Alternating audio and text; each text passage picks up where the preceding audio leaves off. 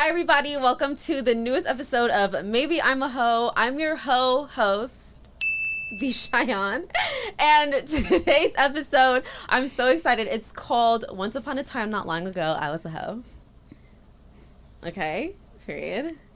My guest is Miss Drew Jones. Hey, friend. Hey, girl. Hey. Okay, so quick backstory. Me and Drew were part of this cult. It's like, I'm joking. But not really. But not really. We were in this podcast group. That's how we met. We bought it because we're Jamaican sisters. So I'm really excited because it's the first time like we're connecting again. I know. We've been chatting it up, but it was so hard to not just dive into the whole relationship talk thing because one, I'm just genuinely so happy for you, and you're just in this really amazing place in your life. Oh, thanks. And but before we get into it, yes, I want to do our icebreaker to continue warming things up. Okay. So on Instagram earlier, when your dating days, you would always like have some type of funny interaction or something that you dealt with on one of the dating apps. So I want us to share our like funniest dating app moments or dates or something that happened. Okay. Mm-hmm. I asked our dear friend Nakia about this, about what story I should share, because there's too many. And she very quickly picked this one. I met my ex on a dating show. Okay. I was a talent producer. He was a contestant during the show. Nothing, wasn't even paying attention, didn't even notice him. Right, because you're not even allowed to. Like, no. Really, yeah. And also, like, you're essentially a glorified babysitter, so it, like, you're not turned on by these men. After the fact, though, we ended up being really good friends, started dating. Everything's cool. He was, like, kind of tapping into, like, his sexuality, and so he's like, I think I'm bi, and I was like, Oh, me too. Twins. Let's like love that. Twins. It was so, we were cool with it. We're dating. Everything's fine. Mm-hmm. He's like, oh, I'm going to go out with my friend who's in town. We're going to catch up. Yeah. I'm like, cool. I'll be at home, whatever. I'd actually just gotten off set of another dating show I was working on and decided to stay at his house because it was closer to the studio. Mm-hmm. So I go to sleep. He comes in late after I sleep, whatever. I wake up. I have a literal, like, 4-page text from him. Not 4. What was his sign? He was a Leo. Oh, okay. That's strange. Jump scare. 4-page text from him. He's sleeping right next to me. Wait. So it's like, yes. So I wake up. I check my phone as one does in the morning because I had to get up before him to go back to the studio. I see I have a text from him. Normally he used to text me like really nice like things. Even if I was like sleeping over, he'd be like, hey, I know you're up before me. Like, I hope you have a great day today, blah, blah, blah, whatever. He might put a little Bible verse in there. It was cute. I thought that's what this was. Immediately, no. It was like, hey, I think like, he was like, I think I only like men. Oh. I feel like, and he just like, I don't even remember all the stuff he was saying, but because it all was like a blur, like I got like rage blur. For sure. And I look at him and I try to wake him up and he took a Xanny or something. He's like, oh, I took a Xanny, I can't get up. He knew he didn't want to deal with it. Yeah, so he's like not waking up. And I was like, had half a mind to let his dogs out as I was like leaving, but God's working in me, so I didn't do that. But I just like left. I get to set. One of the contestants I'd pulled her from another like project, so we were like kind of cool or whatever. She's like, hey, I need to talk to you about something. I was like, okay. She's like, so I was out last night and I saw your boyfriend. And I was like, oh, is that so? Mm-hmm. She's like, yeah, he was with a man. And I was like, oh, like that's his homeboy. And she was like, no, sis, he was with a man. Like with him. With him in the biblical sense. My stomach. Oh, so he was like, he was at Mickey's in WeHo, like pop lock and dropping it on his homeboy. And I'm just laying in bed like, hashtag black love. So anyway. Oh my God. So he was cheating with a man. Yeah. But, I saw my day in court because the show aired this year and he got shredded on the show. Like people hated him on the show, and I was like, hey. Okay, when as soon as the cameras turn off, I need to know. And I need to watch the season of whatever show you're talking about, because that's amazing. I got you. My psyche would be shot after that, and my trust issues would be on another level. Well, it kicked off I don't want to say the hoe phase because there are multiple, but it kicked off a hoe phase for sure. Phase. That's an amazing segue. Oh, I'm sorry. I was supposed to exchange one. Yes. Okay. So mine was not as heavy. So when I was recently on Hinge, I know. I was on Hinge and I matched with this guy, and the conversation was great in the DMs. So we moved it over to talking on the phone a little bit. This is our first conversation on the phone.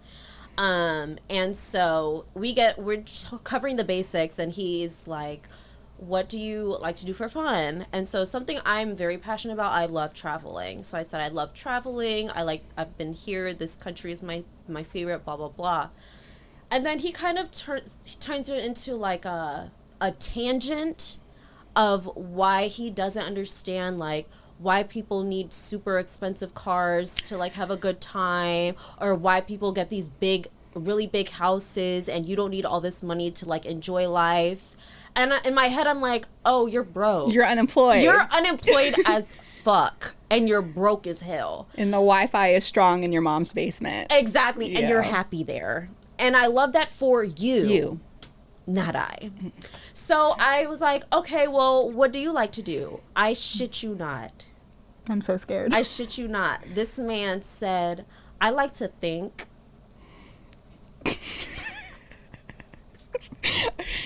Just thoughts. The silence was loud as fuck because I literally didn't know what I was gagged because I thought I was waiting for him to laugh, and he was dead ass serious. Think about what? He's a philosophical guy, and he just likes to think about life and different things like that. Immediately, I got off the phone and blocked him because there's no way you think our first date is gonna be us chilling on the couch thinking together. So, no more dating apps for me. I'm done. I wouldn't say that. Don't give up. Listen. Drew, that was disgusting and disrespectful as hell of him. I can't do it. I think I'm so mad at that. Because I would just wait for like the continuation of that thought, you know? I think about what? About what? I was ready to say his favorite philosopher was like Shakespeare or something, because I don't even think he knows what philosophy is. Yeah.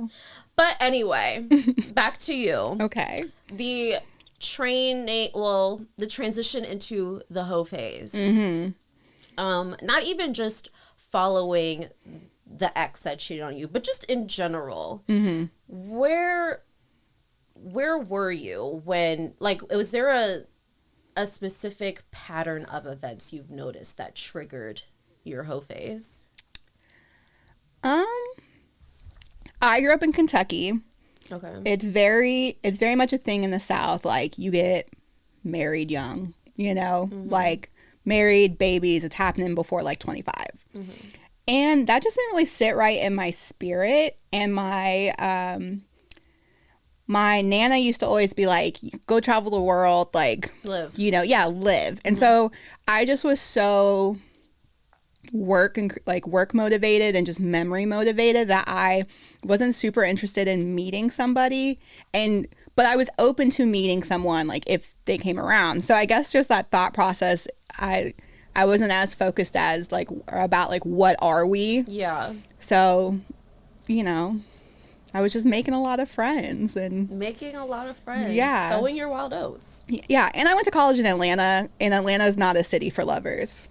No, and I didn't know that until I got older and I saw like horror stories of women talking about the men in Atlanta, and it actually terrifies me. It's actually shocking I didn't date a gay man until Los Angeles, because being in Atlanta, I would have sworn like that would have happened to me sooner. Yeah. I mean, actually, it might have. I don't know. But if it did, they're not out then yet. You don't know. Yeah. So with your relationship now with Boo, we're calling him Boo, Booski. respectfully. Booski. Where were you mentally when you met him? Okay, so I met him on Hinge. Okay. We actually met almost 2 years ago on the app. Mm-hmm.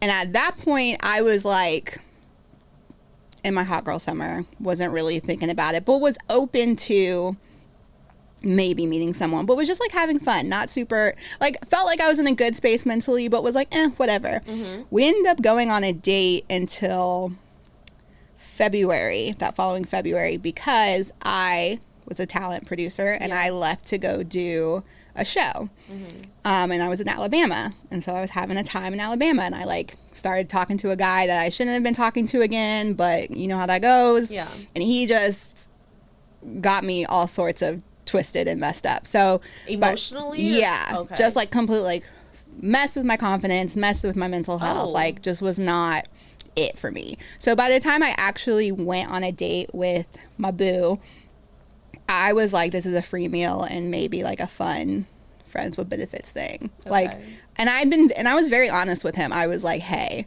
really? I just got out of something. I was like, you seem really great. Like, you seem like a genuinely wonderful person, and I really like to get to know you, but like, I just can't promise that I'm like in a good place, and I don't want to like, so us going out the first time was like, he was like, oh, well, it was just your birthday. Like, let me take you out to dinner. Like, we'll go as friends or whatever. Mm-hmm.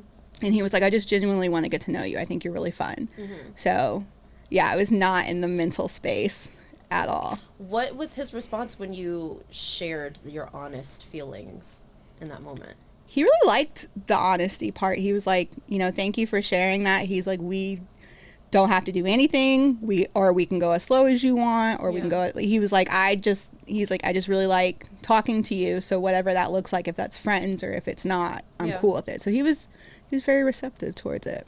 So how did you go from just looking at him as a free meal to now this is like baby boo forever, we locked in for life or is death row? Oh gosh. So he likes to bring this up a lot. After the first date, it was a really great first date, mm-hmm. or hangout or whatever you want to call it. Mm-hmm. And I went home and I was like, wow, he's so great. I'm going to ruin his life with the mental health that I'm in, right? Like the mental space I'm in right now. I can't. You knew that. Yeah. I was like, oh my God, like, that's a husband. And I can't like, I'm crying over this man who just messed with me still. And like, I can't. Mm-hmm. So I texted him and was just like, I think you're so great. And I was like, and I'm sure this text sounds so annoying. I was like, I truly, legitimately think you're wonderful. I'm just not like, and he was so encouraging and was like, again, totally cool just being your friend, let's just be friends, blah, blah. So we just started kicking it and we just like became friends. And I think honestly, it did not take me very long to be like, girl, you're just like, that train is leaving the station. You need to hop on it before. Yeah. So, it maybe took like a week or two to be like, oh, just kidding. I'll do whatever I need to do to jump up. And he was just all down with it. Like, he wasn't like, oh, well, how do you know? Don't play with my feelings. Stuff like he was just like, okay, you're ready. I'm ready. Yeah. He was like, he was really like confident and like, he's always been like, I know I bring a lot to the table. I know I'm a good guy and I know I'm a catch. Yeah. And I know that you're a catch. And if this isn't working out, it doesn't say anything about either of us. Yeah. Just as long as we're honest with each other, like, I'm down for it. Well, shout out to you, one, for having that self-awareness of knowing that you were a hot fucking mess. A hot mess. And a hot mess. And also not wanting to ruin a good man. Yeah. There are a lot of women out here who don't do that. And for a lot of different reasons, because I have a friend who has done that before, and it was mainly because she just didn't know how to word it, so like it didn't come off as mean. Mm-hmm. Where I had to explain to her, but what's meaner is you leading him on and making him feel like there's potential for something, knowing damn well you're not interested in him at all. Yeah. And then you ruin him for the next girl. And then there are some girls who just do it just because they're like, well, niggas do it all the time, so whatever, I'm gonna do it too. Yeah. And that's not fair. Yeah, I just think I just really like him I still do, obviously, but like, I just really liked him as a person. And I was like, even if this isn't a relationship or romantic or whatever, like, I just wanted to be around him. And so I knew like I had to be honest about it, because friendship, romance, whatever, it's all rooted in honesty and, vulnerability. So I was like, I'm going to be honest with you because I do want you around. I don't know what capacity, but I just want to be around you. That's beautiful. Yeah. So what are some of the traits that you've noticed in him that made you say this one is worth taking the risk with? Gosh, there's a lot. So I'd actually written down, a friend of mine told me, write down like the things that you really want in somebody. Mm-hmm. And then when you start dating again, like you'll know that, you know, someone, like, compare it to the list and make it like stuff that you know are actually like non-negotiables or things that are actually really important to you. Mm-hmm. And I think I remember like actually writing the list, and I remember like realizing I found the list a couple months after we started dating and was like, oh, twins. But he has a really strong faith, mm-hmm. which I really love. He's really, really kind. Like not nice, because I think nice can come off really fake. Like he's genuinely kind. He's not always nice, mm-hmm. but he's kind. Like his the way he moves through the world, the way he interacts with people, is always coming from a place of like wanting the best for people. Mm-hmm. And I really liked that. I really liked how the women in his life view him. He has a lot of female friends who I adore, and I really like how they interact with him and how he interacts with them. And like, I really like that they feel so safe with him. I think that's like a huge green flag, that like this many women feel safe with you. Not to cut you off, but your maturity is on another level. Oh, thank you. Because to know that your man has a lot of female friends, and you look at it more as a compliment and a testament to his, like, him as a person, mm-hmm. versus feeling threatened. Couldn't be me. Well, I'll say this. That was not my... It wasn't the initial feeling. It wasn't the initial feeling, and I think it's one of those reasons why, like, you can't use past experiences in mm-hmm. your present day experiences, because, like, when I remember there was, like, one or two friends who I was, like, I don't know about, and like looking back, it was 1,000% because I was insecure, not because of any, like, the one in question, like, she's like my sister, like I adore her, okay, you know, but like I remember in the beginning being like, what's going on, yeah, like what is that? And he was so like yeah, ask whatever you want, like let's talk about it, you know, like what boundaries would make you feel more comfortable, and like, you know, he was super quick to, like, introduce me to them. So, like, you know, it's not some secretive thing. And he, like, yeah, he just did a lot to make me feel comfortable, and also, like, asked the right questions, I guess, so we could figure out what about it made me uncomfortable. And a lot of growth on my end happened because I don't think I really thought of why it made me uncomfortable. I just immediately was like, oh, that's icky, and that's it's socially, you know, not normal for men and women to be friends. Because so many of my male friends, I don't really have a lot of male friends, but like in the past, male friends I had, there was always a catch. I genuinely don't feel like men are capable of doing it. Yeah. And I viewed it like that for a long time. Mm-hmm. And yeah, I don't know. I just think his character spoke really loudly, and I think like the women that he's friends with, like their character, he's just someone who curates really good people around him. Mm-hmm. So it definitely changed my perspective on male-female dynamics.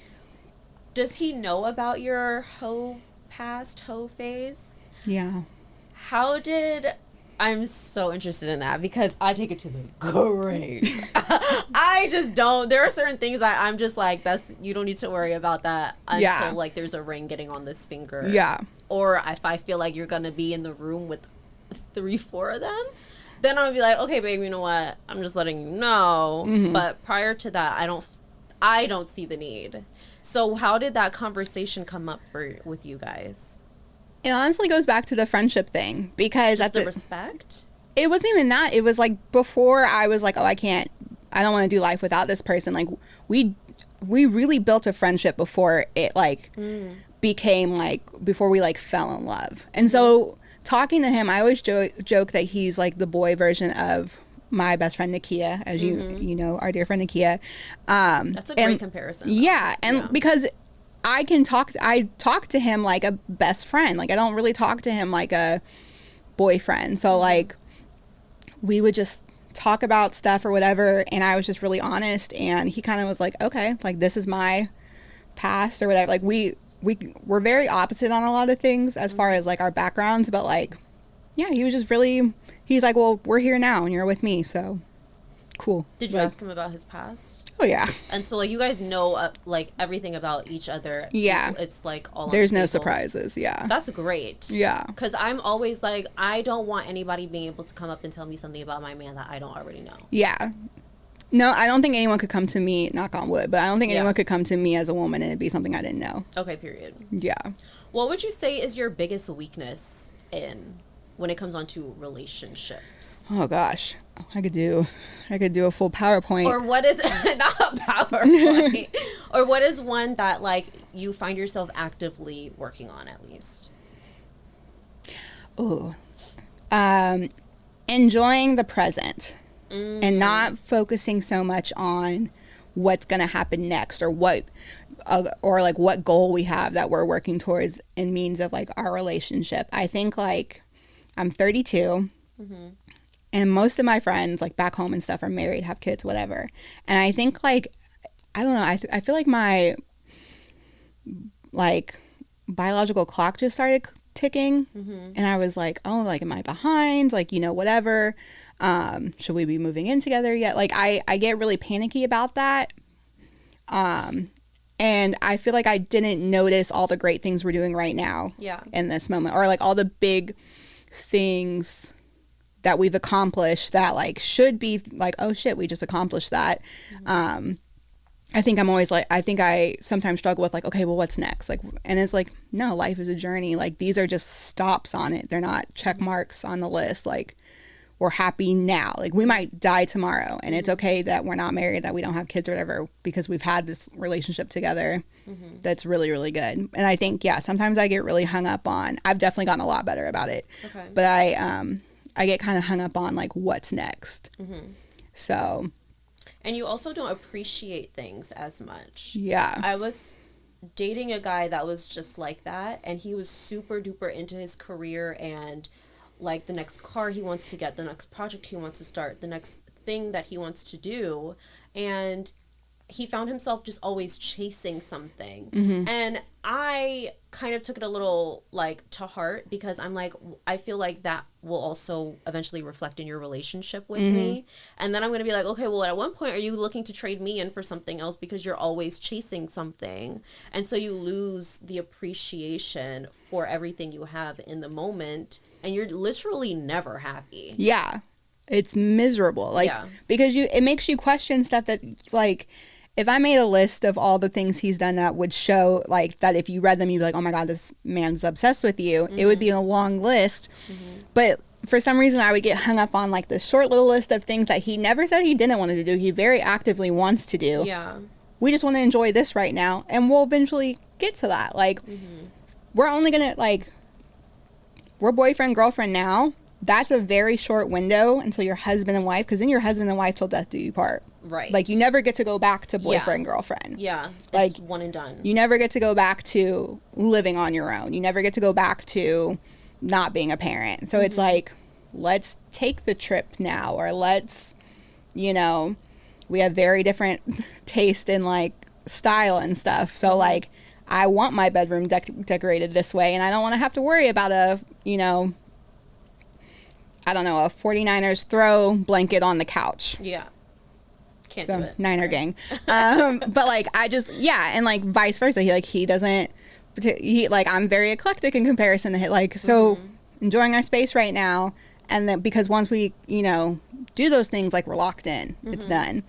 So it's hard sometimes, because you're like, because I think also I have a tendency of feeling the other shoe's going to drop. Yeah. And so when things are good, I'm like, self-sabotage. Yeah, I'm like, oh, I do that too. Things are too good. Yeah. Like, something must be up. Well, let me start a fight. Toxic. Yeah, working on it. Yeah, that self-sabotage thing really helped me through my childhood, my hoe phase. Why did I equate childhood to hoe phase? I don't know. But it really like I'm sure they're connected. There's something there. There's something there. My dad was never there. That's why. Samesies. There you go. That's for life. But being like just free and wild and just able to do whatever I want, I was able to just not have to find a connection with someone and open myself up to that vulnerability. And I didn't realize until I started therapy like how afraid, not even afraid, I'm terrified of vulnerability, like just opening up emotions. I will block all of that out. And I felt like, I think that's why I enjoyed my hoe phase so much, because I didn't have to deal with any of that. Yeah.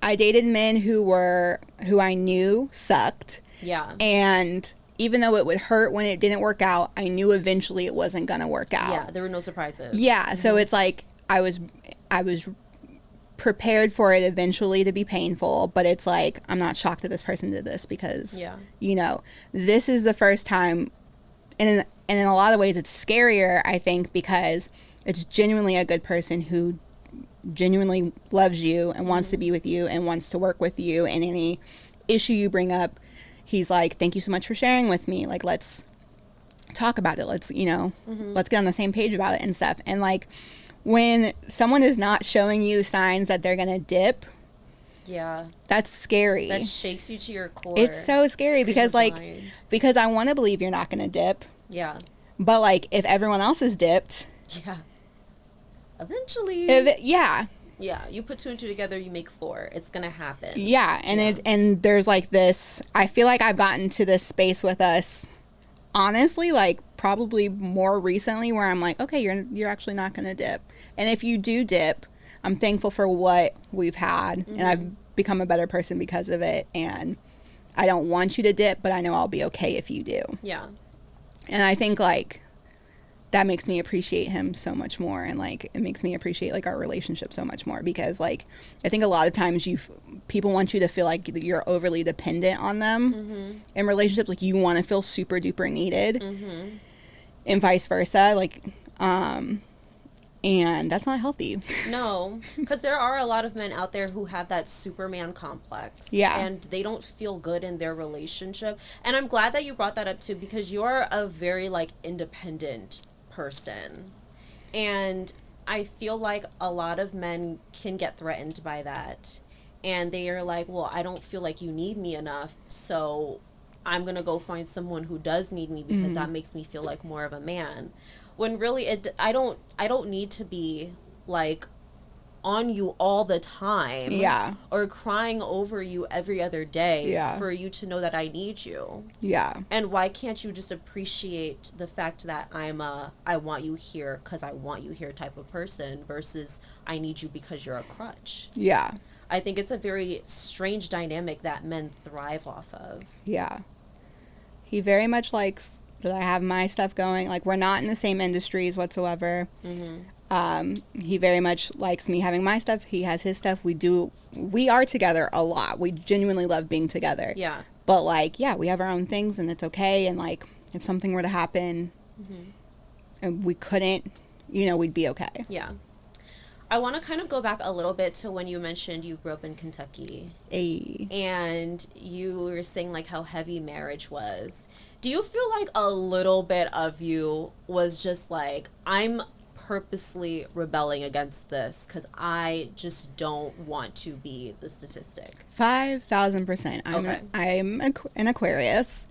So if people are telling us that the sky is blue, we've decided the sky is green. You know, so I was like, I'm different, and I'm artsy, and I'm gonna go to Hollywood, and I'm gonna be a big producer, and you know, I was so like, just couldn't be less bothered.